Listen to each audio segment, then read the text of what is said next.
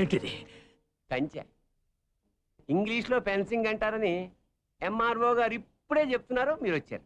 తెలివిగా మాట్లాడొద్దు నాయుడు. చూసారా, అడిగిన దానికి సమాధానం చెప్తే తెలివితేటలు అంటారు, చెప్పకపోతే పొగరంటారు. మరి నన్ను ఏం చేయమంటారు? నా పొలంలో వేసిన ఈ కంచె తీసేసి నీ హద్దుల దగ్గర వేసుకో. ఎంఆర్ఓ గారు, ఈ 5 ఎకరాల మీద వీడి కన్నుందని మీకు తెలుసు. ఇలాంటి తప్పులు ఆపకపోయినా పర్లేదు, కానీ ఇలా దగ్గరుండి జరిపించడం మాత్రం మీకు గౌరవం అనిపించుకోదు. చూడండి మూర్తి గారు, ఈ 5 ఎకరాలు మీదని మీకు అనిపించింది అనుకోండి, కోర్టుకు వెళ్ళండి, అది సివిల్ కేసు అవుద్ది. ఇలా వచ్చి గొడవ చేశారనుకోండి, అది క్రిమినల్ కేసు అవుద్ది. ఛీ, నా ఇళ్ళ నీచుడితో మనకేంటని వదిలేశారనుకోండి, గోల్డ్ అంత టైం సేవ్ అవుతుంది. అదేంటి సంగతి, అలా జరిగిందండి. కాబట్టి పొలం మీదే, పత్రాలు నావి. నాడు ఇప్పుడే వెళ్ళి పోలీసులు తీసుకొచ్చి నిన్ను అరెస్ట్ చేస్తాను. మీరు 1957 మోడల్ కారే వాడుతున్నారు అనుకున్నాను.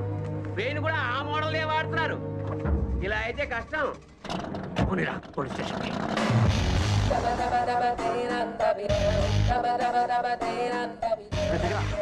ఏంటి పడుతు ఎన్న గొడవ? నాయుడు మన పొలంలో ఫెన్సింగ్ వేసాడు. తెలియకేసి ఉంటాడు, తర్వాత ఏం చేద్దాంలే. వెళ్ళు సార్, చెప్పొస్తా. ఎందుకు? మాట్లాడడానికే కదరా ఎల్నే. ఇప్పుడు నాయుడుతో మాట్లాడడం నాకు ఇష్టం లేదురా. ఏ ఆడేమన్నా పెద్ద తోపా?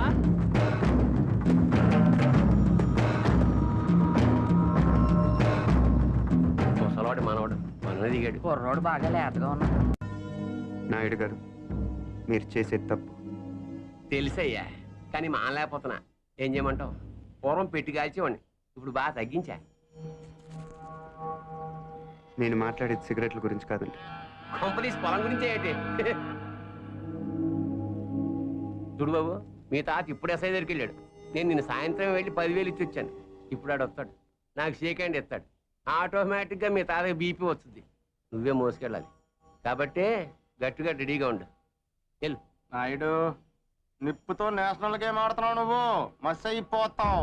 ఎంఆర్ఓ గారు, మీరన్నా చెప్పండి, ఈ పొలం మాది. According to the given survey numbers, these paddy fields belong to Mr. Naidu, you know. అంటే ఈ విషయంలో మీరు ఏం చేయలేరా? ఏమీ చేయలేరా? అంటే కుర్రాడికి కొంచెం చాదస్తం ఎక్కువ. I see.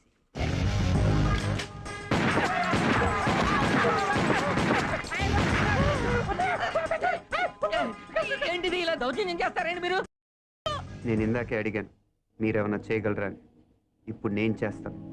చూడాలనుకుంటే ఉండొచ్చు, లేదా వెళ్ళిపోవచ్చు.